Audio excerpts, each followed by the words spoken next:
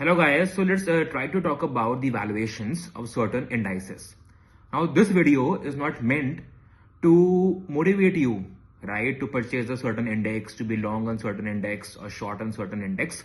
It is just for the purpose of education to make you understand some things practically. ठीक है? अब हम बात करते हैं that nowadays everyone is quite fascinated about the price to earning multiple. Price to earning multiple सबका favorite हो गया, correct? And here also there's one debate versus the price to earning multiple is the earning growth, right? Because the earning growth, especially for the Indian companies, has been quite timid, right? The earning growth has not been much. But from the Q1 FY26 or the Q2 FY26 of this year, we saw the earning growth started to come back versus the Q4 FY25. Itna it is clear.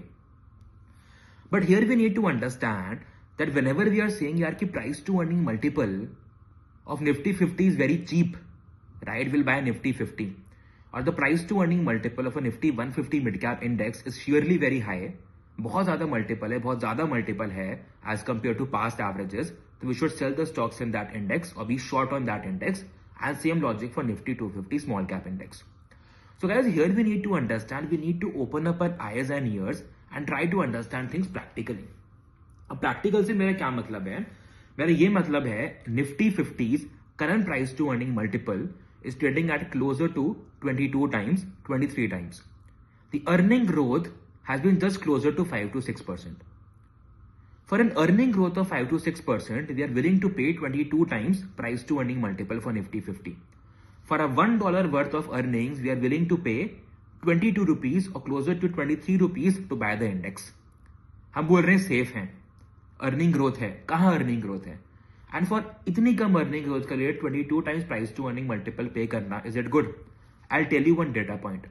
If you exclude the volatile sectors, that is if you exclude companies of oil and gas, metals और somewhat like financial services companies from the Nifty 50, the P of Nifty 50 it crosses more than 30. The PEG, the price earning growth multiple, it crosses more then 3. It's more than 3. Now let's talk about the Nifty 150 mid cap index and Nifty 250 small cap index. Nifty 150 mid cap index current price to earning multiple is closer to 33 times. The earning growth, even if you see the Q2 FY26 earning growth for the Nifty 150 mid cap companies, more than 25%, closer to 27%. So for a 27% earning growth, we are not willing to pay 33 times or 32 times. And same for Nifty 250 small cap. From higher price to earning valuations or multiples of September 24 highs of closer to 44 times, 43 times, the multiple has come down to 28 times. The Q2 FY26 earning growth, it was closer to 34-35% for Nifty 250 small cap index. Higher earning growth के लिए हम higher multiple क्यों नहीं पे करना चाहते हैं? What is steep? सस्ता क्या मार्केट में? कुछ भी सस्ता नहीं है. If a stock is a high growing stock, right, the multiple will be high. So we are willing to pay at 22 rupees, right, for a 1% growth of earnings in Nifty 50 या 5% के growth के basis पे हम 22 times पे करने को तैयार हैं in a Nifty 50, but not 33 price to earning multiple for a more than 25% earning growth for Nifty 150 mid cap index. And a 28 times price to earning multiple for more than 35% EPS CAGR year on year for Nifty 250 small cap index. So now the question that might come into place is कि ये तो like quarterly numbers हो गए. I'll tell you one more data point. The data point is from FY20 to FY24, the EPS CAGR of Nifty 50 companies was closer to 20%. For the same time period, FY20 to FY24, the Nifty 150 mid cap EPS CAGR was closer to 40%. And for the same time period, FY20 to FY24, the Nifty 250 small cap EPS CAGR was closer to 35-36%. Past में जो हुआ सो हुआ. The expectation for the future is from FY26 or FY25 to FY28, Nifty 50 EPS CAGR will be closer to 10 to 12%. Nifty 150 mid cap EPS CAGR will be closer to 20%. And Nifty 250 EPS CAGR forecasted for FY25 to FY28 expectation cumulatively would be around 17%. Earning growth of the mid cap and the small cap being much more better than the large cap. एक बात तो clear हो गई. Further, even if you try to calculate the price earning growth multiple PEG, I've been trying to emphasize in my previous discussions also emphasize much more upon the price earning growth and not the price to earning. Price to earning क्या है? It's price by trailing 12-month earnings. Past 12 महीने में जो हुआ, it's not mandatory. The same will happen in the future also. Correct? So price earning growth में क्या है? You are taking into account the price to earning multiple in the numerator and dividing it by the EPS CAGR. Right, of past 5 years, 3 years, 2 years, as per your data point or as per the requirement. Right? If I calculate the PEG for Nifty 50 now, price to earning multiple currently market में चल रहा है 23 times भी अगर मैं लूं, कि projected earning growth is 10%. 2.3 का price earning growth multiple more than 2, and more than 2 is not accepted much more in the market. For Nifty 150 mid cap index, current price to earning multiple 33 times or 32 times. Earning growth 20%, closer to 1.6, 32 by 16, 1.6, 1.7 times price earning growth or the PEG ratio, multiple. And for the 250, the Nifty 250 small cap index, price to earning 28, earning growth 17, again closer to 1.7, 1.8, even less than that, right? So we can see that the price earning growth ratio or multiple is less than 2. Or 1.8, 1.7 for the Nifty 150 mid cap index and Nifty 250 small cap index. So having a higher earning growth